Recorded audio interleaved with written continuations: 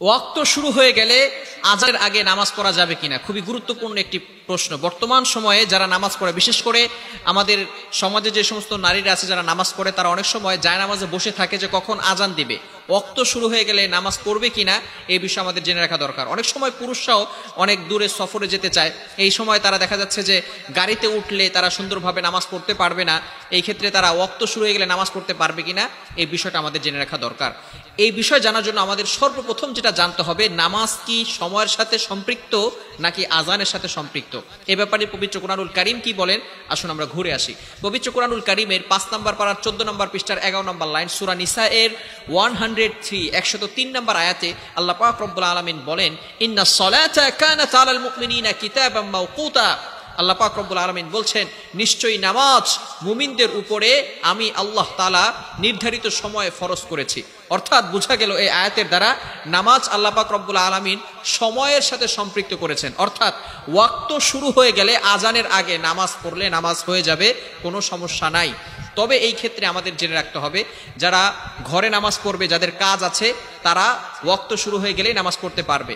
যারা পুরুষরা আছে তারাও যদি দূরে কোথাও সফরে যায় তারা নামাজ পড়তে পারবে। এই বিষয়ে আল্লাহ রাসূল সাল্লাল্লাহু আলাইহি সাল্লামের হাদিস রয়েছে, বুখারী মুসলিম শরীফের হাদিস এবং সিয়াসিত্তার যত কিতাব আছে বিভিন্ন হাদিসের কিতাবে এই হাদিসটি রয়েছে।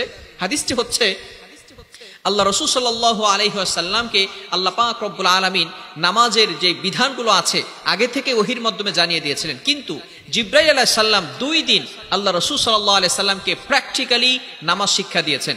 2 দিন, প্রথম দিন আল্লাহ রাসূল সাল্লাল্লাহু আলাইহি সাল্লামকে নামাজের যে শুরুর ওয়াক্ত আছে সেই শুরুর ওয়াক্তের সময় নামাজ পড়িয়েছেন, এবং দ্বিতীয় দিন নামাজের যে শেষ ওয়াক্ত আছে সেই শেষ ওয়াক্তে নামাজ পড়িয়েছেন। বোঝা গেল যদি কেউ শুরুর ওয়াক্তে নামাজ পড়ে আজানের আগে তাহলে তার নামাজ হয়ে যাবে।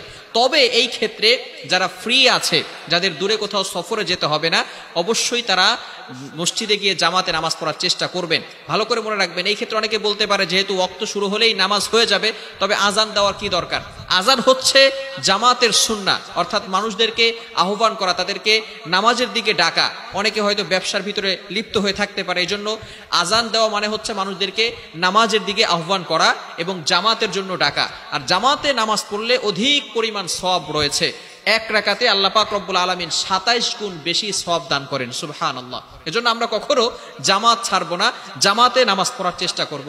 আল্লাহ রাসূল সাল্লাল্লাহু আলাইহি ওয়াসাল্লামের একটি হাদিস শুনলে আপনারা বুঝতে পারবেন জামাতের নামাজ পড়ার কতটা গুরুত্ব বুঝিয়েছেন। ভালো করে শুনুন। আল্লাহ রাসূল সাল্লাল্লাহু আলাইহি ওয়াসাল্লাম যখন তায়েফে গিয়েছিলেন, সেখানে তায়েফবাসীরা আল্লাহ রাসূল সাল্লাল্লাহু আলাইহি ওয়াসাল্লামের উপর অ্যাটাক করেছে এবং আল্লাহ রাসূল সাল্লাল্লাহু আলাইহি ওয়াসাল্লামকে পাথর দ্বারা আঘাত করে রক্তে রঞ্জিত করেছে। সাথে সাথে জিবরাইল আলাইহিস সালাম আসমান থেকে জমিনে এসে বললেন, ইয়া রাসূলুল্লাহ, ইয়া হাবিবাল্লাহ, আপনি শুধু একবার পারমিশন দেন, আমি পুরা তায়েফবাসীকে পাহাড় দ্বারা এমন ভাবে চাপ দিব সমস্ত তায়েফবাসী ধ্বংস হয়ে যাবে।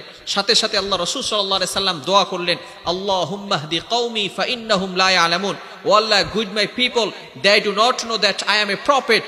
হে আল্লাহ, আপনি আমার এই উম্মতকে হেদায়েত দান করুন এবং তাদেরকে, তারা জানে না যে আমি নবী। আল্লাহ রাসূল সাল্লাল্লাহু আলাইহি সাল্লাম কাফেরদের ব্যাপারে বদদোয়া করেন নাই, দোয়া করেছেন।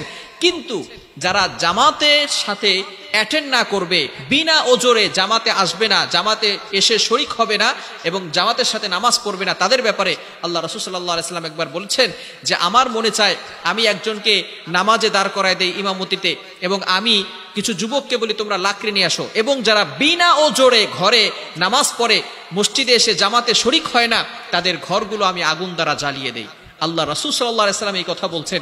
একটু চিন্তা করেন, কেন ইমাজিন দ্যাট, আপনি কল্পনা করছেন যেই নবী কাফেরদের ব্যাপারে বদদোয়া করেন নাই, দোয়া করেছেন, সেই নবী তার উম্মতের জন্য বলছেন যে জামাতে শরীক হয় না, বিনা ওজরে ঘরে বসে নামাজ পড়ে, আমার ইচ্ছা করে আমি আগুন দ্বারা তাদের ঘরগুলো জ্বালিয়ে দেই, কিন্তু জ্বালাই না। এই জন্য এই ঘরের ভিতরে নারীরা রয়েছে, শিশু বাচ্চারা রয়েছে, এই জন্য আমি জ্বালাই না।